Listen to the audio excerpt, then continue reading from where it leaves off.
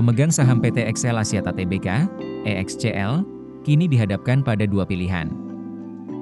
Pertama, menjual sahamnya lewat skema buyback yang dirancang khusus bagi yang tidak setuju dengan merger EXCL, PT Smart Friend Telecom Tbk, Friend, dan PT Smart Telecom. Kedua, mempertahankan kepemilikannya dan berpotensi mendapatkan dividen. Pilihan mana yang paling menarik? Sebagai informasi, buyback saham EXCL tersebut akan dilakukan dengan harga Rp2.350 per saham. Namun, ada 3 syarat bagi pemegang saham yang ingin ikut serta dalam buyback ini.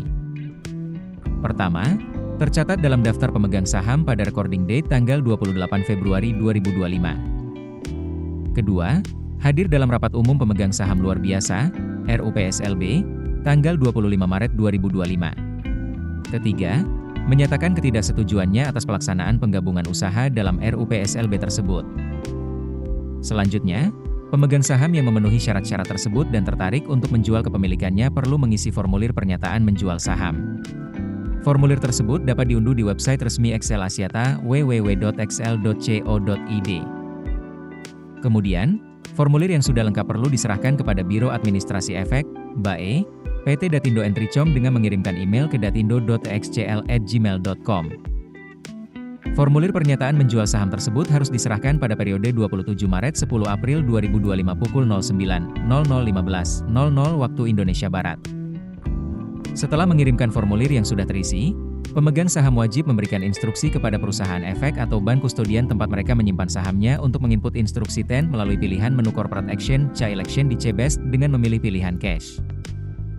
Saham yang telah ditujukan untuk instruksi tersebut akan berstatus Block for CA. Saham dengan status ini tidak dapat dialihkan atau ditransfer sampai berakhirnya periode pernyataan kehendak untuk menjual.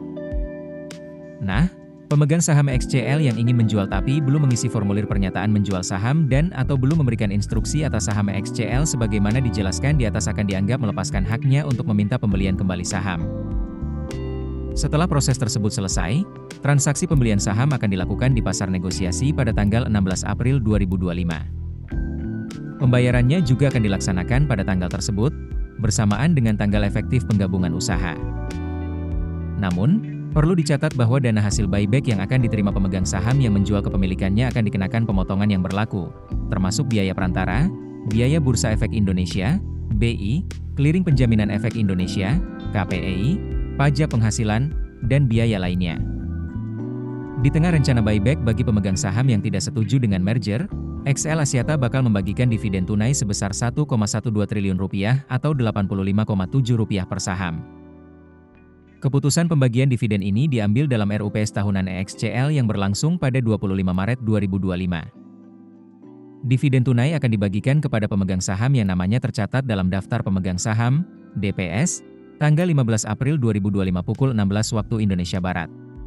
Selanjutnya, pembayaran dividen tunai akan dilakukan pada 24 April 2025. Merespons kondisi ini, Investment Analyst Infovesta Capital Advisory Eki Topan menilai, lebih menarik bagi pemegang saham untuk mempertahankan kepemilikannya di EXCL.